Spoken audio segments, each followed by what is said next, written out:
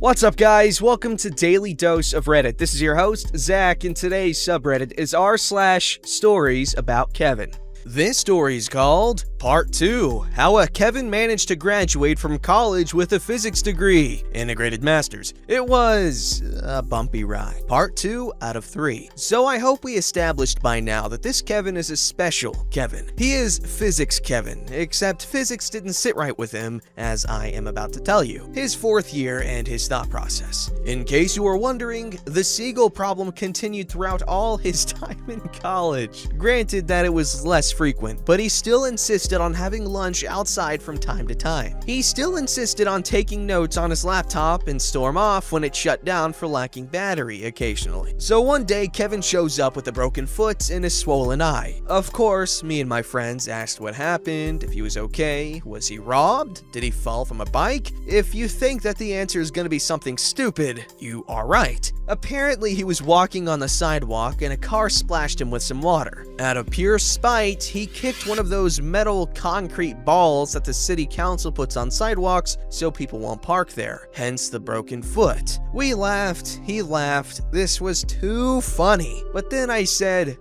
but dude, how about your eye? He starts laughing even harder while we wait for him. Eventually, he catches his breath and says, well, after we kicked the ball and showed the finger to the mother flipper, I was in so much pain that I lost my balance and fell face first to the pole that held the stop sign. I crap you not. I cried from laughing. I think we all did. I'm taking his word on this one, so yeah. A sunny afternoon, we were all outside discussing some obscure math problem that a friend found in an old math book at the library. Yes, we physicists are weird. We have fun discussing math. Get over it. Suddenly, Kevin shows up. He didn't say a word, not even hello. Just kinda hanged out with us. The only thing I remember about the problem is that it was about melons. This is important. A friend of mine is sharing his opinion, and out of nowhere, Kevin shouts at him, yogurt! We all look at him and he goes, I like yogurt. We were like, okay, dude, yogurt is fine, but what does that have to do with anything? And he just shrugs. Later, I went to grab a water with a friend, and Kevin came too. My friend asked him, dude, what was the deal with the yogurt? And he says, well, you guys were talking about melons, and the melons I like the most are boobs. You know, those things you see in porn? I heard that sometimes when the guy can't, oh boy, climax, they use yogurt. So I said that I like yogurt. What's the big deal? This was the first sneak peek on how his brain works. It doesn't. It's just a string of semi-random but slightly correlated thoughts until eventually he barks out a word. I didn't even know what to tell him, to be honest, so I just went silent. I noticed that occasionally he did bark a random misplaced word into a conversation, but I thought he was just being rude on purpose or trolling. No one ever even took those words seriously. Boy, was I wrong. His 5th year in the second sneak peek, and my last with face-to-face interaction with him. I was really busy this year and didn't have much time to interact with him, but I did hear a story of how he was thrown out of a party because he was telling someone how he would hypothetically violate a girl, like step by step. Apparently, he had the process very well thought. The kicker was that they were talking about dogs or whatever. So if anyone has any idea of how his mind went from, I like puppies, to I will now explain how to violate, be my guest. Your guess is as good as mine. Now, on the finals week of the 2nd semester, my very last exams for this degree were approaching, and I lived in the library. There I was with one of my friends studying. The library was packed. We were taking a table with 8 seats because we were waiting on some younger physics students that contacted us for help. This was a normal thing because we had already passed those modules and would offer to help often, just like our older peers had offered to us in the past. After they arrived, 1 seat was left open. Sometime after that, I look at the entrance and none other than Kevin is trying to get in the library through the exit side.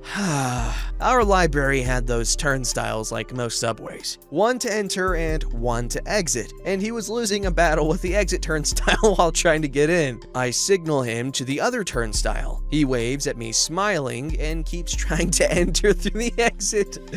I signal again. He waves again and keeps battling it. I decide to give up. Screw it, I thought. It's not like they were not marked with enter and exit, and there is a big X and red light on the one he is trying to get in, while the other one has a big green light arrow. People were entering using the other one while he was trying to enter still. He didn't pick up that clue either. With all his commotion, eventually the library staff went there to help him and he got in. He came to our table and asked if he could sit with us. I told him, we are studying for finals. You can sit to study, nothing else. He smiled, nodded, and sat down. We all dived into our work. I could see him with my peripheral vision. He took out his laptop, his notes, and stopped, looked at the table, and then he bleats. You know, ma, like a sheep, because that is a totally normal thing to do. Everyone at our table looked at him surprised. People at the other tables looked at our table like we were all a weird bunch. No one said a word. He was just smiling. Me and my friend look at each other and ignore what just happened, and the younger folks follow our lead. He closes his computer and just sits there, looking at us. I get up and say, I'm going outside to get some fresh air. He follows me. Outside, I asked him, dude, what was that all about? You do realize that you were in a library? It's finals week. People want and need to study. His answer was, well, this. I don't know most of the people at the table, and since no one said anything, I just thought I could break the ice. Ice is cold, so I was trying to think about warm things. I remember that wool is warm, and since sheep don't speak, I had to go, ma.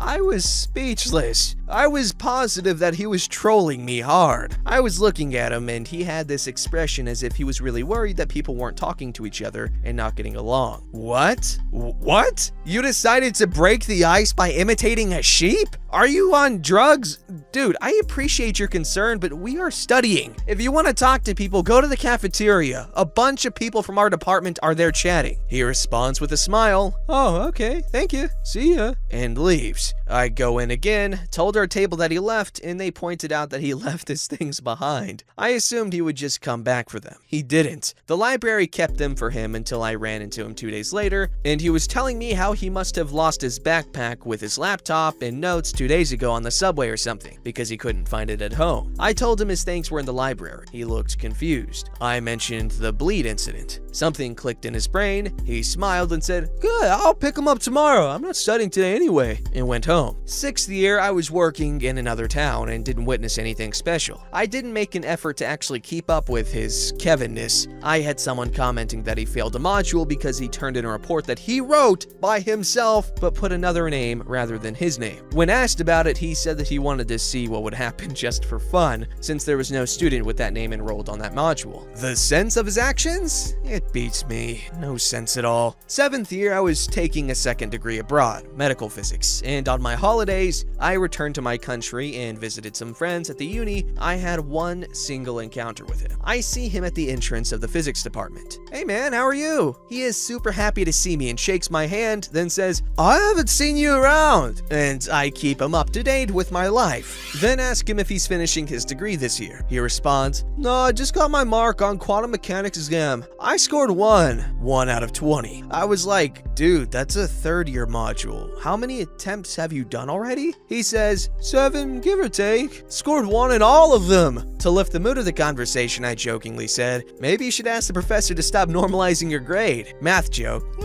He laughs, I laugh, and I go on my way. A few weeks later, I find out that he tried to write a complaint against the professor for normalizing his grade and that it was unfair. I mean, what? Epic facepalm. To anyone who understood the joke, you can clearly see how completely, stupid he is being. I mean, the professor was not normalizing his grade. This is not even a thing. It was a joke. My joke. Okay, I'm gonna leave the grand finale to part 3. His thesis. How he illegally managed to write a thesis and got away with it even though he got caught for being stupid. But the uni was so far gone into the crap storm he created that they just wanted him out of there. Stay tuned.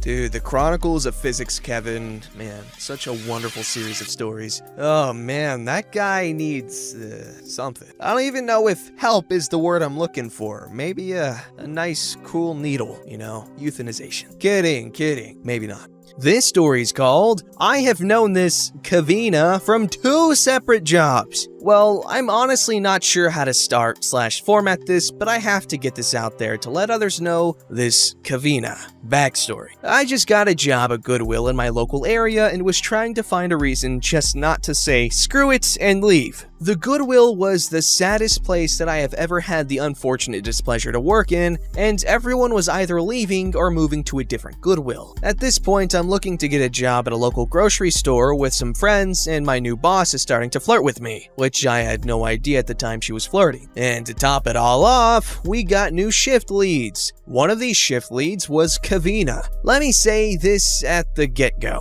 No one really liked her. Kevina had no idea what she was doing half the time, and the other half, she was bad-mouthing everyone, be it bosses, coworkers, customers, and not just when they weren't there. The people she would be talking about would be right in earshot. Thankfully, I left that job and got that grocery store job, but I left a few weeks later due to not having lunch and working 40 hours a week. 7 months go by and I get a new job at local hardware store, which I'm still at and love so much. I'm nailing everything, nice, and feeling like a rock star for once. Then one day I come into work and hear, "Hey, Opie, you have a new coworker? Meet Kevina?" And this is where I learned that I met one of the biggest Kevins ever. My first encounter. So at this time, I did not know that Kevina was the same Kevina as the one I met 7 months prior. At this point, I have about a 2 or 3 week head start on her working here, so I got to help her on the few times we did work together in the early months. But soon I realized that this was the same Kevina as before, and it all went downhill from there. Here is a list of everything that I can remember. Kevina cleans everything, but she doesn't really know how to. She's sprayed glass cleaner all over her register and her keyboard. She takes an hour and 30 minutes to get 2 people through her line and had to have someone help her each time. Kevina forgets that she has to work on days she is scheduled, and when she comes in late, she blames the boss or her schedule paper that they were off or wrong. They weren't wrong. We will have 15 people being waited to be checked out in line, and she will not get on her register. Instead, she will talk to me while I was trying to get the people out of the line about R. Kelly and what he did to girls. No one wanted to hear all the details she went into with that. She would steal used store-specific coupons from the bag she was supposed to put them in. They didn't work because of how our system logs all of them, and they were deactivated. To top it off, employees don't get to use coupons. She lost over $700 in total and lost $400 in one day, and no one knows how. She buys salt and vinegar pretzels for me and then proceeds to say that she hated the dill pickle pretzels because they were too salty and vinegary. Even after I told her she got the salt and vinegar pretzels, not the dill, and showed her the receipt, she said that she didn't and that the register was lying. I had to teach her how to do everything on her register, not just once, but every time she got a new person in line. She said that no one told her how to do these things, even though I and many others have showed her multiple times in a single day. She would cuss out customers on a regular basis as they were still in line. She said she was Jewish and didn't eat anything non-kosher, but ate pig, fish, and every non-kosher thing under the sun. She said it was non-kosher because it didn't have any kosher salt. I'm still working through that one. She goes on 10 minutes, then falls asleep and has to get sent home. She leaves her everything at work, her phone, wallet, keys, etc., and we have no idea where she went. She is 40 years old and says that she is happy to see that her newborn grandkids will get to see the year 3000. She thinks that when 2099 is up, it jumps to 3000. She has wound up going to the wrong store about 3 times to start her workday. She said that she put it in her GPS and it took her to the wrong store. Mind you, she lives a mile from the job. Kevina leaves the register for 15 to 30 minutes at a time to look around the store, then tries to check herself out at her register. Mind you, people are waiting in her line. She was planning to take the week off but didn't want to fill out the form to do so. She told everyone that she was taking off, including bosses, after the schedule was already made. They told her that she couldn't, so what does she do? Calls in on those days. She said she was going to take off, then assumed that she didn't need to call anymore because we would know. Wants to be a full-time cashier but is always trying to leave early. She says that I'm the best worker they got here, so they should make me full-time, while also saying, I should be able to leave anytime I like because I do the most work here. Right now, she has taken off again and has not shown back up. She hasn't called in or anything, and we think she's finally gone. This is a short list of what she has done, and I hope she doesn't come back. even if it was a good laugh while it lasted. And yes, I know she should have been fired a long time ago, but my bosses are super nice and didn't want to fire someone, especially being so close to Christmas and all. Wherever she is, I hope that the people that have to deal with her have some better stories. There's not much to be said here other than, I don't know. Oy.